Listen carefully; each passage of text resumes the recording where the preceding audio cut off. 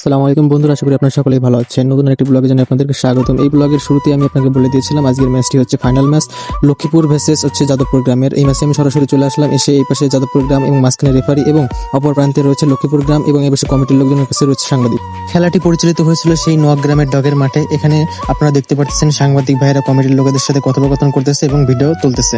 ম্যাচটি পরিচালনা করার জন্য রয়েছেন দক্ষ 3 জন রেফারি। আজকের এই ফাইনাল ম্যাচটি দেখার জন্য দেখতে পাচ্ছেন আপনারা হাজার হাজার দর্শক এসে ভিড় করেছে মাঠের চার প্রান্তে।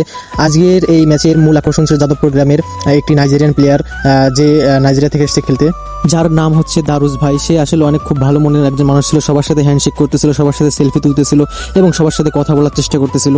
খেলা শুরু হওয়ার আগ মুহূর্তে লক্ষ্মীপুর গ্রাম তাদের নিজ টিম এবং যাদবপুর গ্রাম তাদের নিজ টিম একসাথে কথা বলতেছে। অবশেষে রেফারির বাঁশির আওয়াজের সাথে সাথে খেলাটি শুরু হয়ে গেল।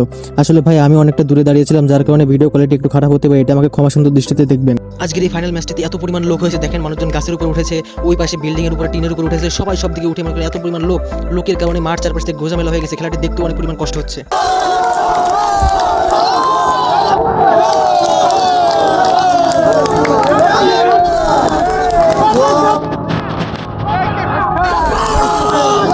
আসলে আপনারা দেখতে পাচ্ছেন মানুষজন পুরো পাগল হয়ে গেছে, পাগলের মতো চিল্লাচিল্লি করতেছে, কারণ দারুজ একটু আগে মাত্র একটা গোল দিয়েছে। আসলে ভাই আমার ক্যামেরাটা অন করতে মনে ছিল না, এজন্য আমি দুঃখিত। দারুজ সাথে সাথে আবার একটি বল পেয়ে গেল, বল পেয়ে উল্টে একটা শট দিয়ে দিল, ও শিট, বাড়ে লাগলো, মানে 1 ইঞ্চির জন্য গোল হয় না। লক্ষ্মীপুর টিমের অনেক পরিমাণ কষ্ট হচ্ছে।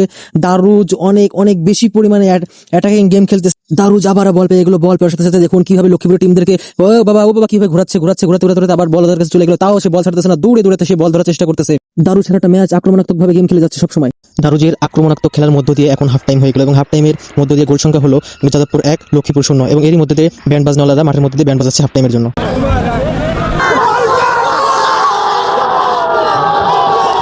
হাফ টাইম শেষ না হতে দারুজ আবার একটি দারুণ গোল দিয়ে দিল। আপনারা দেখতে পারলেন দারুজের কি সুন্দর গোল এবং দেখেন মানুষজন সব পাগল হয়ে যাচ্ছে দারুজের গোল থেকে। দারুজ এত ভালো খেলতেছে, দারুজের এত আক্রমণাত্মক খেলা থেকে লক্ষ্মীপুররা গোল দিতে পারতেছে না। দারুজের কারণে যাদবপুর 2 এবং লক্ষ্মীপুর 0 হয়ে গেল, দুটো গোলই দারুজ দিয়েছে। আপনারা দেখতে পাচ্ছেন দূর থেকে দারুজ দৌড়ে আসছে আমাদের কাছে। What a celebration! দারুজে কি সুন্দর সেলিব্রেশন করতেছে দারুজ। এই সেই দারুজ নাইজেরিয়ান প্লেয়ার, দেখেন কত পরিমাণ ভালো মানুষ হলেই আমাদের সাথে এসে হাত মিলাচ্ছে এবং সেলিব্রেশন করে আবার চলে যাচ্ছে, কামব্যাক করতেছে গেমের মধ্যে। খেলার শেষ মুহূর্তে লাস্ট 1 মিনিট থাকতে দেখতে পাচ্ছেন দারুজ একাই বল কাটাচ্ছে, বল নিয়ে খেলা করতেছে। জাস্ট ম্যাচ তো জিতেই গেছে, যার কারণে বল নিয়ে খেলা করতেছে। আপনারা দেখতে পাচ্ছেন খেলা শেষ হওয়ার সাথে সাথে যাদবপুর গ্রামের সবাই মাঠের মধ্যে চলে আসছে। তারা 2-0 গোলে বিজয় লাভ করেছে এবং সবাই নাচানাচি করা শুরু করে দিয়েছে। যাই হোক, এর মধ্যে দিয়ে সব আনন্দ উল্লাসের মধ্যে দিয়ে চলে আসলো যাদবপুর টিমের সবাই এবং দারুজ ভাই তার নিজেদের পুরস্কারগুলো নিয়ে এদিক ওদিক সেদিক করে সবার সাথে হাত মেলামেশা করে সবার সামনে চলে যাচ্ছে।